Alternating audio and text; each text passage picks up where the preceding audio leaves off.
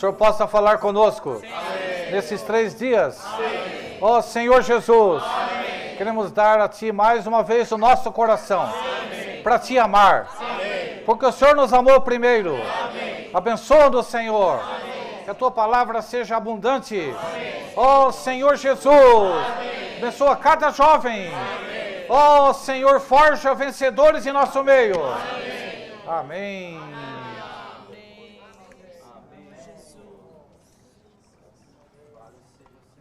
Amém. Aleluia.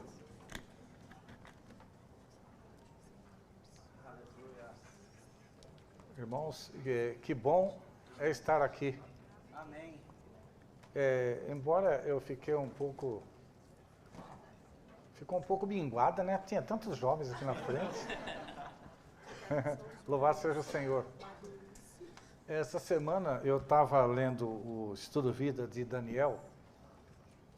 E o meu sentimento, o que o Senhor me colocou no coração foi o seguinte, que neste final de semana, muitos jovens possam ser despertados para serem, no meio desse caos que está a nossa sociedade, para não falar até do cristianismo, que o Senhor possa gerar vencedores. Amém. Vocês sabem que quando Israel foi levado cativo para a Babilônia, pelo rei Nabucodonosor, ele tinha ali alguns que eram vencedores. E esses vencedores não eram velhos, eram jovens.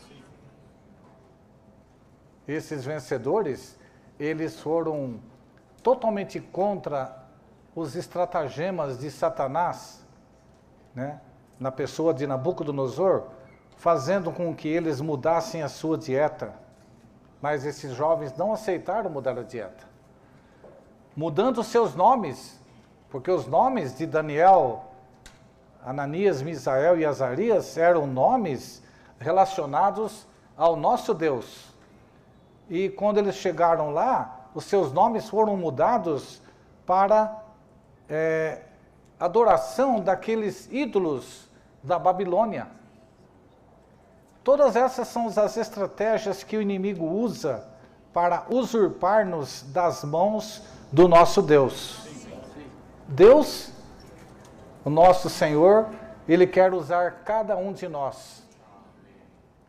Precisamos estar abertos para que o Senhor nos use. E nós precisamos abrir o nosso coração e, como servos úteis, o título dessa mensagem é como ser útil para o Senhor. Então, como servos úteis, nós precisamos dizer sim e amém à palavra de Deus. Você quer ter o seu nome mudado? Não. Meu nome é positivo. Joel significa Jeová é Deus. Eu nunca quero ter o meu nome mudado, né? Para um irmão uma vez falou assim, puxa, se meu pai conhecesse um pouco a Bíblia, ele não daria o nome que eu tenho. Aderbal é adorador de Baal. É o pai do Guilherme. Então, irmãos, que o nosso nome, que o seu nome, jovem, não seja mudado por causa do mundo. Que a sua dieta não seja mudada. Satanás, ele tem muitas estratégias para atrair o coração dos jovens.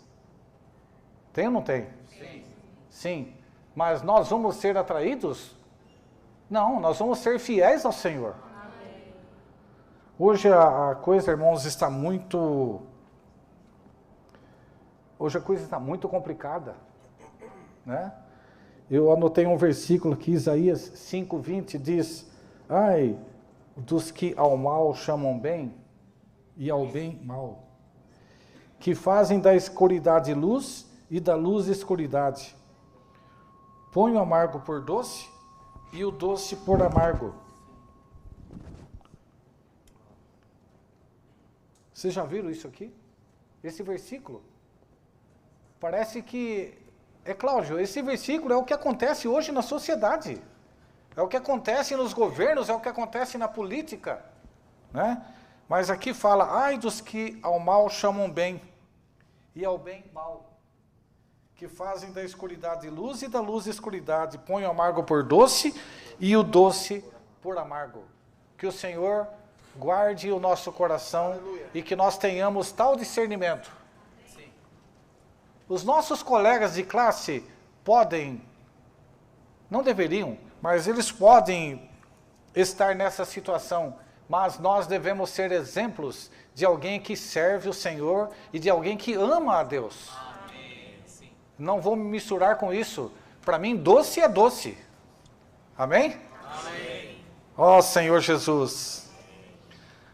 Já que eu fiz uma colinha aqui do estudo Vida de Daniel, eu vou ler.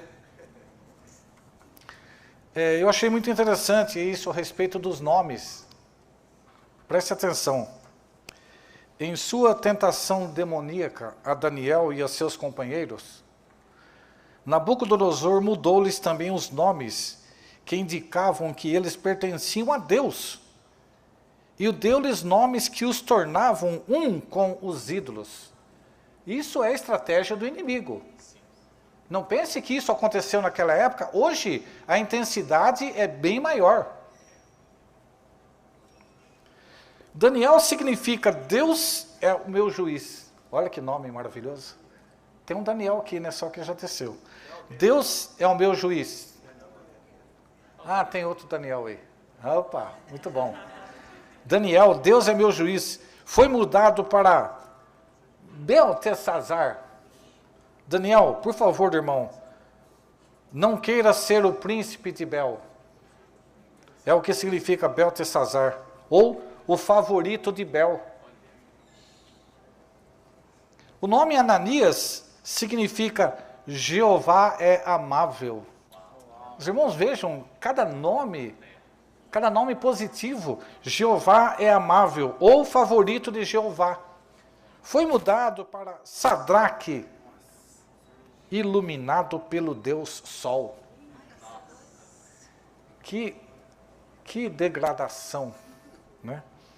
O nome Misael significa quem pode ser como Deus? Mudado para Mesaque. Quem pode ser como a deusa Zaque? Então, percebem a artimanha, a estratagema de Nabucodonosor? Ele trouxe os jovens de Israel para aquela terra de onde Abraão já tinha saído. Agora, eles foram levados de volta cativos, e ele não apenas os trouxe cativos, mas eles querem mudar a sua dieta. Quer que você se misture com os ídolos. Quer mudar o seu nome. E o nome Azarias significa Jeová é a minha ajuda. Jeová é minha ajuda. Foi mudado para Abednego, o servo fiel do Deus do fogo nego. Então, jovens, por favor, quando alguém perguntar para você quais os amigos de Daniel que foram jogados na fornalha, nunca digam Sadraque, Mesaque e Abednego. Todo mundo fala assim, não, irmãos. Ananias, Misael e Azarias. Amém? Amém. Ananias, Misael e Azarias, nomes positivos. Senhor Jesus. Ó Senhor Jesus. Eu creio que o coração de cada irmão que está aqui essa noite, dos irmãos mais um pouquinho de, não vou falar velho, né, que não tem nenhum velho. Os irmãos um pouquinho mais maduros, acho que o coração de cada um de nós é que você, jovem, trilhe esse caminho. Amém? Amém? Sabe que Deus, Ele tem um plano. Esse plano de Deus é maravilhoso. Mas existe algo que é imutável com respeito ao plano de Deus. É que esse plano, ele é realizado pelo homem,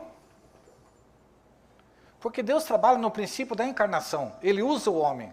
Mas não somente ele trabalha pelo homem, mas também no homem. Amém? Amém?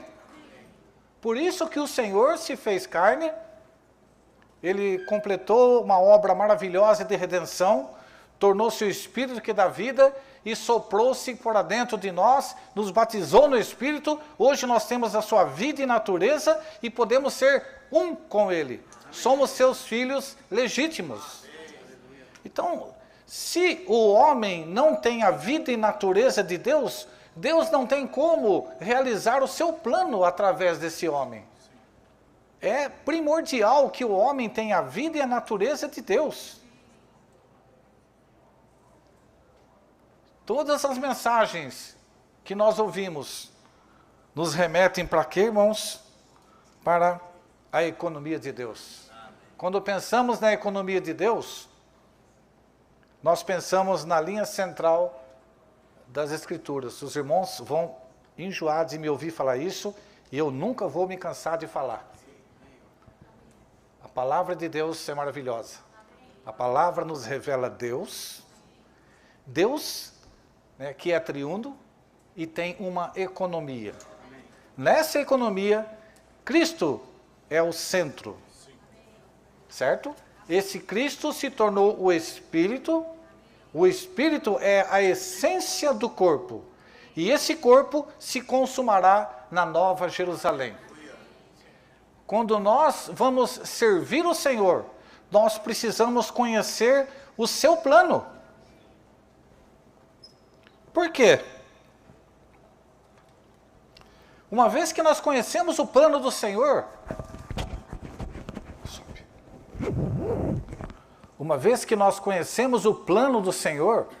Ele pode nos usar. Certo? Mateus capítulo 7, versículos 21 e 22, irmãos, é uma advertência muito boa para nós. Nem todo que me diz Senhor, Senhor, entrará no reino dos céus, mas aquele que faz a vontade de meu Pai que está nos céus. Nem todo que me diz Senhor, Senhor. Ora, a pessoa deve ser muito boazinha, ela está falando Senhor, Senhor, ela está orando, ela está profetizando, mas ela não está fazendo a vontade do Pai. Você sabe que para você entrar no reino de Deus, que é a esfera da nossa salvação, basta crer que você é regenerado, você foi introduzido no reino de Deus. Mas entrar no reino dos céus, né, é aquele que recebeu essa vida e vive por meio dessa vida. Então, nós precisamos conhecer o Senhor. Nem todo que me diz Senhor, Senhor entrará no reino dos céus, mas aquele que faz a vontade de meu Pai que estás nos céus. Qual é a vontade do Pai? Se ele profetiza, faz cura, expulsa demônio em nome do Senhor, e essa não é a vontade do Pai? O Senhor disse para ele, sabe o quê? Apartai-vos de mim, vós os que praticais a iniquidade, porque eu não vos conheço. Senhor Jesus, naquele dia me dirão, Senhor, não foi em teu nome que nós expulsamos demônios, profetizamos, fizemos muitas obras de poder? Então lhes declararei, nunca vos conheci, apartai-vos de mim. Então, o homem, ele está totalmente dentro do plano de Deus, porque o plano de Deus é relacionado ao homem, porque ele é feito pelo homem e no homem. Está claro isso? Por que que o Senhor precisa que você seja útil para Ele? Porque Ele quer te usar. Amém. Ele quer te usar. E não só isso. A maneira dele te usar é o quê? É se dispensando como vida para dentro de você. Para que você o conheça. Para que você tenha intimidade com Ele. E conheça o que está no seu coração. Assim, você pode ser útil para o Senhor. A razão por que Deus criou o homem é que ele tem a intenção de usá-lo. Somente quando temos a clareza do chamado de Deus a nós é que podemos dizer com convicção que ele intenta usar-nos. Como sabemos que ele nos chamou? Como você sabe que Deus te chamou? É muito simples. Você está aqui essa noite porque Deus te chamou. Amém? Eu fui chamado. Quem foi chamado? Aleluia. Todos aqueles que foram chamados têm uma incumbência. Qual é essa incumbência? É servir o Senhor. E quando nós sabemos que Ele nos chamou, é o dia que nós somos salvos. Eu creio que cada um de nós já teve aquela sensação no seu interior de querer ser usado pelo Senhor. Ou não? Agora, eu creio que todos nós. Isso é uma indicação muito clara e evidente de que o Senhor te chamou. Quando o Senhor te chama, você tem o desejo de servi-lo. Pelo menos precisaríamos ter o desejo de servi-lo. Não é isso? Já ouvimos uma voz meiga e suave.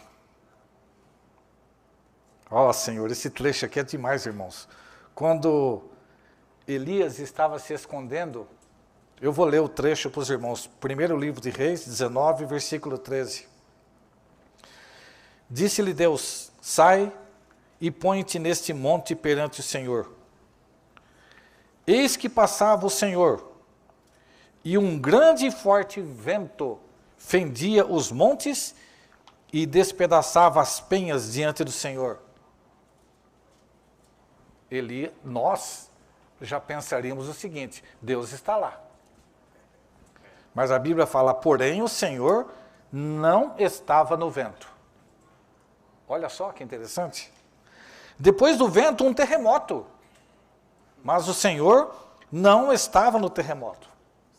Um fogo, mas o Senhor não estava no fogo. E depois do fogo, um cicio tranquilo e suave. Ouvindo Elias, envolveu o rosto no seu manto e saindo pôs-se à entrada da caverna. Eis que lhe veio uma voz e lhe disse, que fazes aqui, Elias?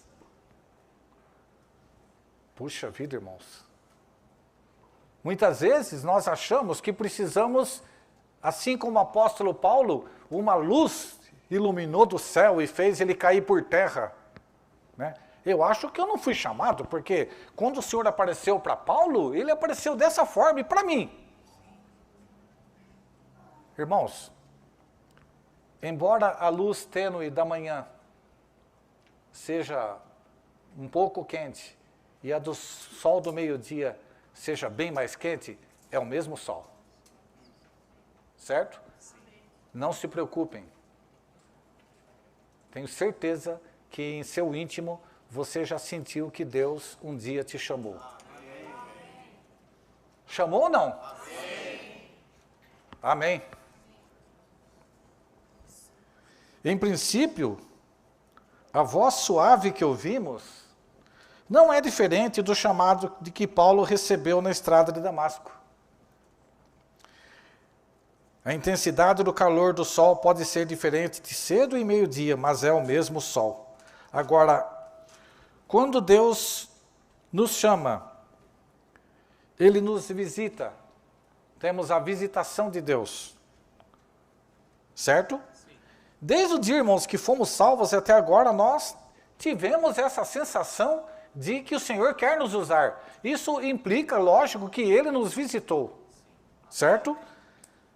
E quando Ele nos visita, para que nós sejamos úteis para Ele, nós precisamos pagar um preço. Sim. Aí que chegou a coisa. Nós devemos pagar um preço. O preço, irmãos, está relacionado diretamente ao quanto eu posso ser usado pelo Senhor. Se eu não pago o preço nem de vir para a reunião, como que eu quero ser usado para o Senhor? Nós tínhamos um jovem em nosso meio na década de 80, que todos os domingos os jovens iam para a estância jogar bola. Ele não ia, porque ele ficava estudando. E ele estudava no colégio Dom Jaime de Barros Câmara, colégio estadual. Certo? Naquela época, o vestibular de tecnologia da computação era concorrido igual medicina. E ele entrou na primeira vez que foi fazer a prova. Ah, ele é inteligente? Lógico que é inteligente, mas ele pagou o preço. Talvez jovens mais inteligentes não quiseram pagar o preço. Quiseram ficar jogando bola. Certo? Então, se você paga o preço, isso mostra que o Senhor pode te usar. Amém. Irmãos, eu fiquei... Bom, o Tiago sabe, o Vitor sabe do que eu vou falar. Você fica assim, emocionado quando você vai, por exemplo... numa escola de tempo integral. Eu estive na África do Sul e vi aqueles jovens. Falei, Senhor, o que faz um jovem desse acabar a universidade, na hora que está na hora de começar a trabalhar para ganhar dinheiro, ele vai 2 anos fazer um curso para ser aperfeiçoado, para servir o Senhor. E eu conheci um jovem do Egito lá, John Faim, e ele, de vez em quando, ele troca correspondência comigo. E eu achava que a família toda dele era crente. Ele começou a falar da dificuldade de se reunir no Egito, porque lá é um país totalmente muçulmano. Né? Ele está se formando agora e ele passou um recado para mim, pedindo oração para o pai dele, que ia passar por uma cirurgia de coração, e pediu oração para a mãe dele, porque ela vai na formatura dele, do tempo integral, na África do Sul, certo? E ele quer que ela ouça o evangelho para se converter. Amém. Então ele, sozinho na família dele, está se reunindo com os irmãos e foi fazer o curso. Irmãos, esse irmão está pagando um preço muito mais alto do que muitos de nós. Tá ou não tá? Lógico que ele pode ser muito mais usado pelo Senhor, porque o preço que ele paga é muito grande.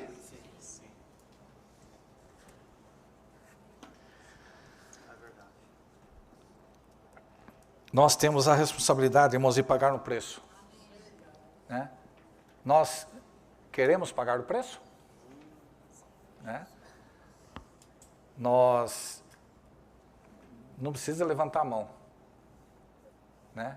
Nós lemos o Revento Matinal, oramos de manhã. Às vezes você fala assim, bom, eu queria... Eu não sou assim muito bom. Aquele irmão é assim porque ele é inteligente. Irmão, essa não é desculpa. Certo? A questão é se você está disposto a pagar. Se uma pessoa tem $5.000 e paga, e a outra tem 50 e paga, o senhor vê se ela pagou tudo. Assim como aquela viúva que jogou 2 moedas no gasofilácio, ela deu tudo que tinha. A questão não é se você tem 5 ou 50, é se você dá. É se você paga o preço. Aí o senhor pode te usar. Pode ou não pode? Então vamos pagar o preço. Moisés, irmãos, Moisés pagou um alto preço. Pagou ou não? Moisés, ele vivia lá nos palácios, no Egito, e a Bíblia fala que ele preferiu não se misturar com aquilo, ele deixou toda aquela glória e foi estar junto com seus irmãos, sabemos a história, depois ele peregrinou no deserto, fugindo, certo? Ficou lá 40 anos apacentando ovelhas para o seu sogro. Moisés, ele era um príncipe no Egito. Ele devia ser muito bom em matemática, essas coisas, né? E ele foi cuidar de ovelhas. Ele pagou um preço muito alto, até que um dia o Senhor chegou, Moisés, você vai lá tirar o meu povo. Ah, eu não sei falar. Né? Mas o que eu quero dizer é o seguinte, ele pagou um preço muito alto e ele pode ser muito usado pelo Senhor. Quando o Senhor chega a nós damos desculpa? Se assim, nós não podemos pagar um preço. Pedro e Paulo, no Novo Testamento, pagaram também um preço muito alto para servir o Senhor. Por isso que eles foram muito usados, porque o seu preço foi elevadíssimo. O Senhor chegou para Pedro e falou assim, deixa tudo de lado e me segue. Ele simplesmente deixou lá o barco e as redes lá com os seus colaboradores lá e saiu, foi servir, foi andar junto com o Senhor. Paulo, ele tinha muito, ele pagou muito, ele pôde ser muito usado pelo Senhor, né? Então, irmãos, se tem alguém que é muito, aí você fala, né? Eu de vez em quando falo, né?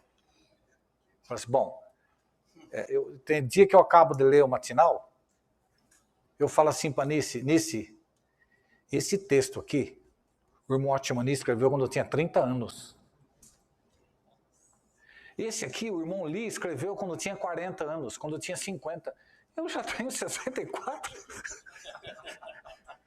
Aí eu, Senhor, mas esses irmãos foram especialmente chamados pelo Senhor e certamente tinham um cérebro privilegiado. Mas a questão é a seguinte, ele usa 10% do cérebro e ofertou para o Senhor. Se eu tenho 7 ou 8, eu estou ofertando? Se você fala que ele é inteligente, o Senhor não quer saber se ele é inteligente, ele quer saber se você, com os seus 7% do cérebro, está usando para pagar o preço. Certo? Bom. Paulo fala em Filipenses 3, as coisas que para mim eram um ganho, passei a considerar perda por causa da sublimidade e do conhecimento de Cristo Jesus, por causa de quem sofria perda de todas as coisas e as considero como refúgio para ganhar a Cristo. Em 2 Timóteo capítulo 4, versículos 6 a 8, Paulo até mesmo fala que ele estava sendo derramado como libação. A questão, irmãos, é pagar o preço. O que é pagar o preço? Desculpa, eu vou ler alguns versículos aqui. O que é pagar o preço quando nós recebemos o Senhor? Deixar tudo. Senhor, eu vou te seguir, mas deixa eu enterrar o meu parente. Não, deixa que os mortos enterrem os seus mortos. Irmãos, por favor, não entendam que o Senhor está cortando o relacionamento com os nossos parentes. O Senhor está cortando o relacionamento emocional, certo? Aquilo não pode te atrapalhar de servir o Senhor. Senhor, em cada versículo desse, bom, vamos ler, Mateus 8,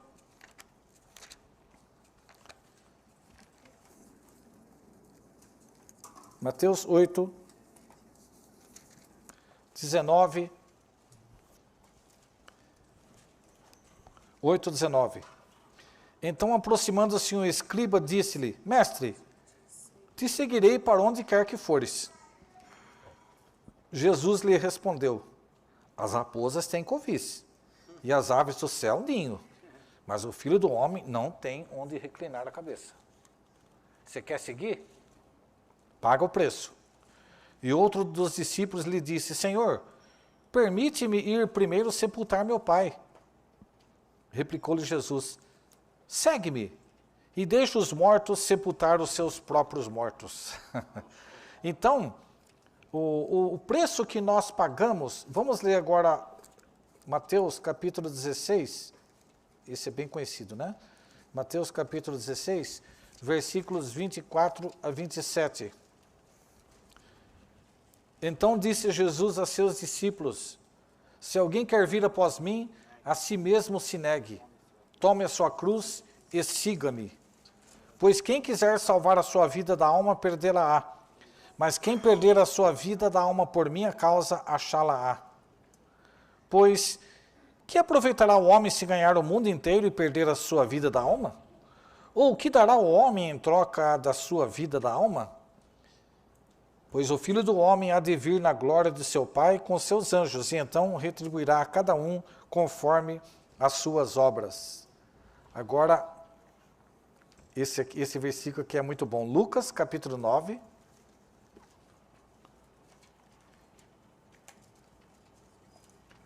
Lucas capítulo 9, versículos 59 a 62.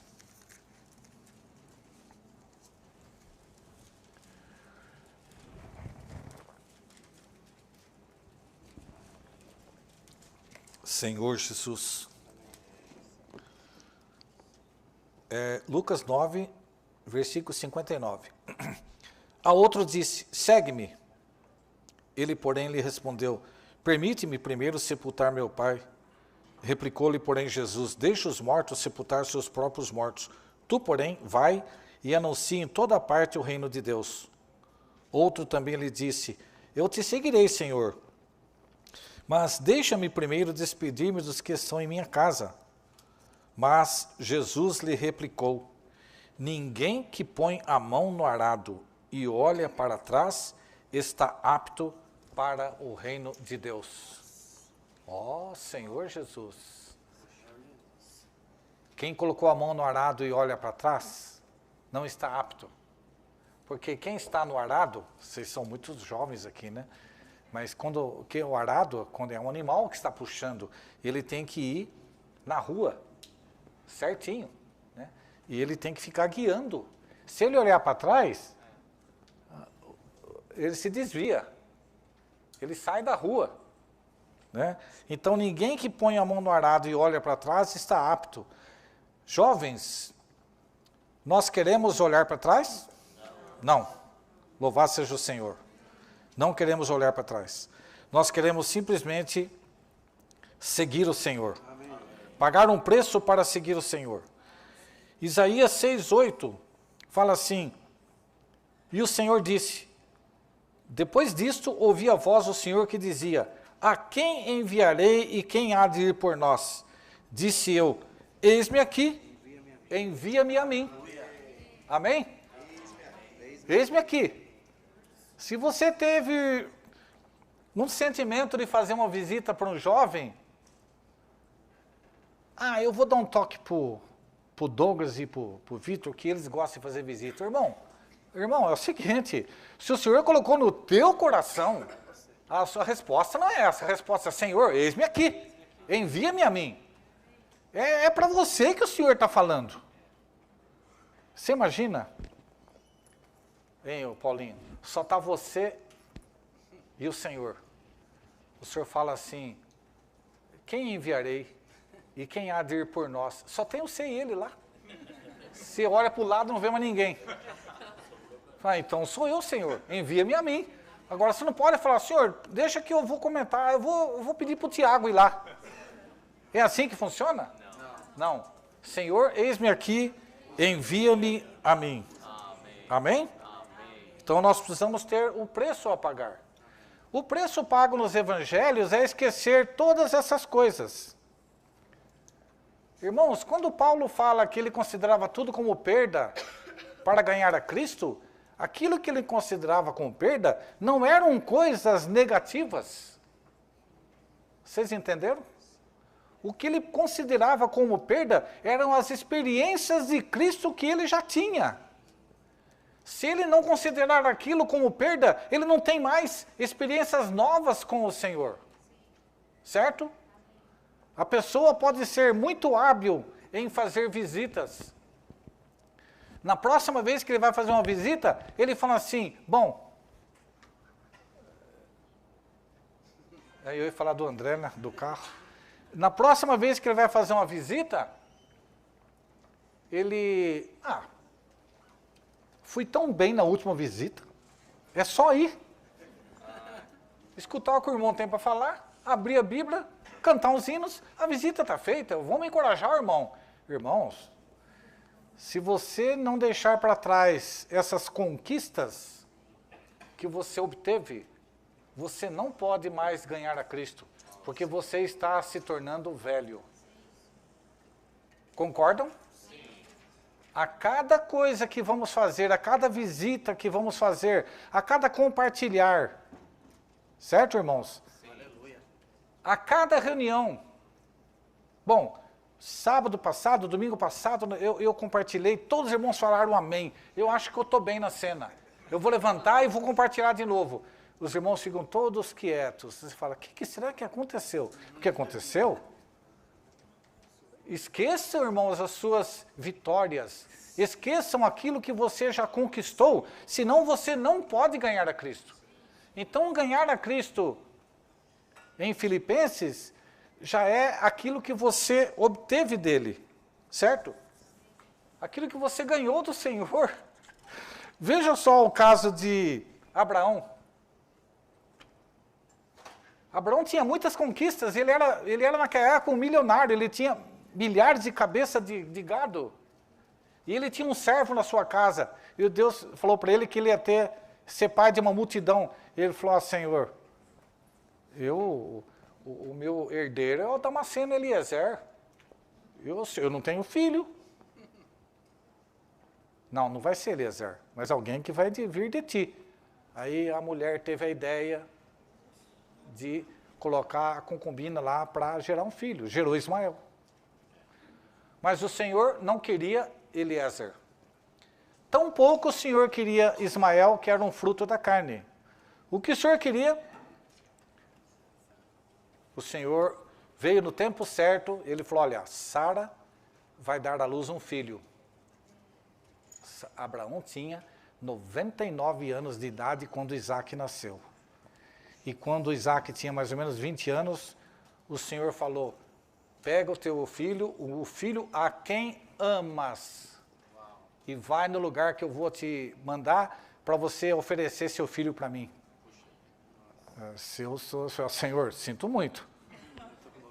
Já Eliezer, eu estava a fim de entregar para o Senhor. Ismael, o Senhor também não aceitou. O Senhor me dá um filho. Agora, esse filho o Senhor quer matar? Né?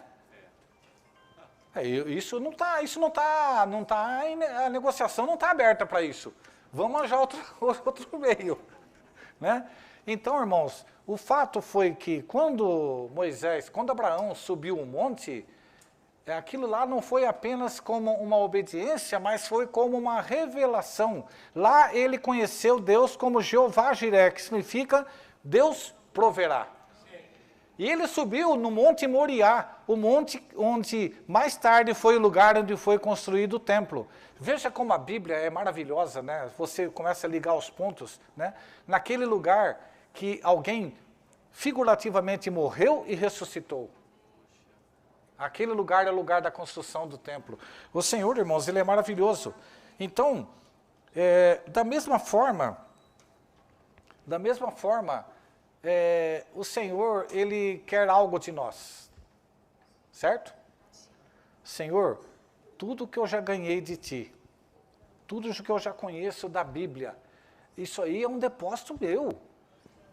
Mas agora, eu vou visitar alguns irmãos. Se eu não tiver uma nova experiência com o Senhor, de deixar isso para trás, para ganhar a Cristo, eu estou no caminho errado. Eu preciso deixar tudo isso para trás para ganhar a Cristo. Eu preciso, né, assim como Paulo, considerar tudo como perda por causa do amor de Cristo. Ó Senhor Jesus. E cada vez que ele sobe o monte, que sobe a montanha, ele tem, né, uma revelação. Não foi só com ele, né? Quando Moisés também recebeu uma revelação ao subir o monte. Êxodo 19, 20. E Elias, 1 Reis 18, 42, também teve uma revelação ao subir o monte. Noé, ele subiu o monte, indicando não apenas que aquela geração incrédula e perversa, em rebelião contra Deus, foi deixada de lado, mas ele também teve uma revelação.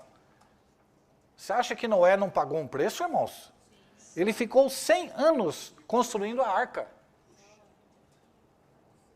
Você construiria a arca quando nunca havia chovido? Num lugar seco? Certamente ele creu em Deus. Deus o visitou e ele pagou um alto preço. Amém? Amém, sim. E ali nós vemos a figura, né, da vida da igreja. Puxa, realmente o Senhor é maravilhoso. Sim.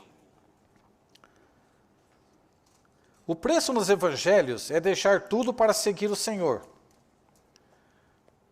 Mateus 4,19, disse-lhes, vinde após mim, eu vos farei pescadores de homens. Em 9,9, partindo Jesus dali, viu um homem chamado Mateus, sentado na coletoria, e disse-lhe, segue-me. E ele se levantou e o seguiu. É o seguinte, esse é o preço que você paga nos evangelhos. Como eu já disse, mas o preço em Filipenses não é para você deixar o seu passado, para deixar os problemas para trás, para deixar as coisas, né? Mas é para deixar, em Filipenses, é considerar tudo como perda para ganhar a Cristo. As experiências positivas, tudo as suas vitórias, tudo aquilo que você conquistou. Se você não esquece aquilo, se você não considera como perda, você não tem como mais ganhar Cristo. Senhor Jesus. O preço em Filipenses, então, irmãos, é abrir mão de todas as coisas para ganhar a Cristo. O preço em Filipenses é mais elevado do que o dos evangelhos. Denota as habilidades no serviço. Pagar o preço em Filipenses é renunciar a tudo que temos. Nossa eloquência, conhecimento, pregação do evangelho. Assim podemos ganhar mais de Cristo. Eu já comentei isso, mas eu vou ler, que eu anotei aqui. Visita aos santos pode ser uma ilustração. Quando fazemos bem, não dependemos do Senhor. E assim, não ganhamos Cristo. Ó Senhor Jesus. O preço dos evangelhos não requer nenhuma qualificação. O Senhor te aparece, você simplesmente deixa a sua vida, essa vida de pecado, e vai seguir o Senhor. É um preço muito baixo. É um preço tão assim, baixo, que tem gente que nem cristão não é, e é melhor que nós. Nesses aspectos. Certo? É um preço que, mas agora, o preço pago em Filipenses requer certas qualificações. Filipenses 3,13.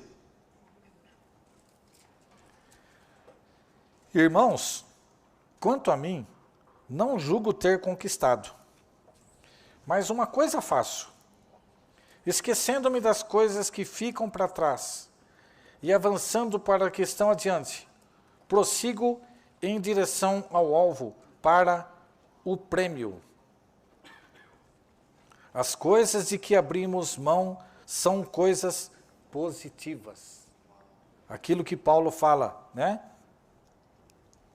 Esquecendo-me das coisas que ficam para trás e avançando para as que estão adiante, prossigo em direção ao alvo, para o prêmio. Qual que era o prêmio? Era Cristo.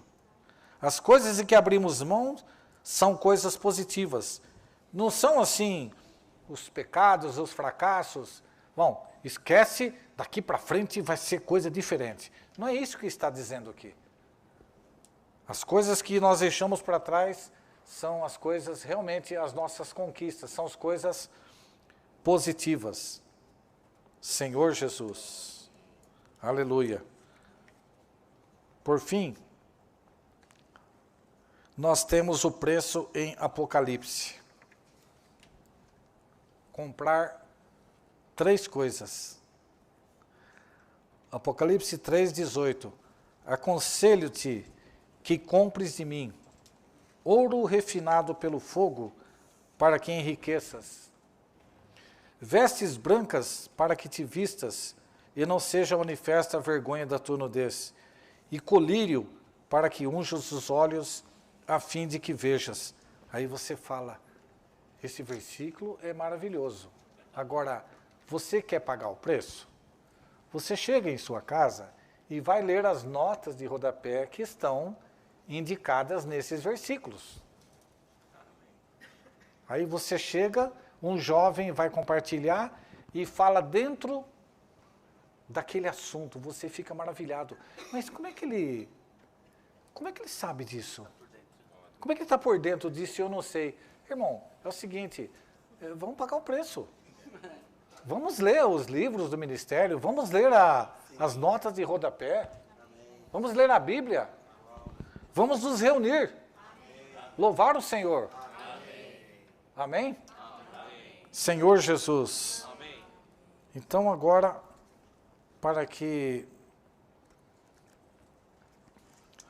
vocês todos têm esse livreto novo, né? Que o meu era o velho, eu tive que comprar um novo hoje. Vamos abrir na página 18.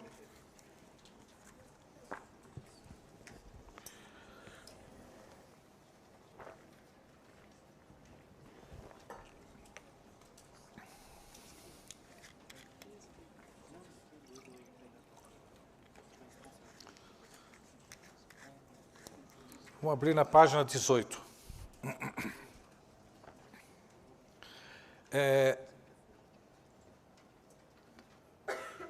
Nossa, só tem menina?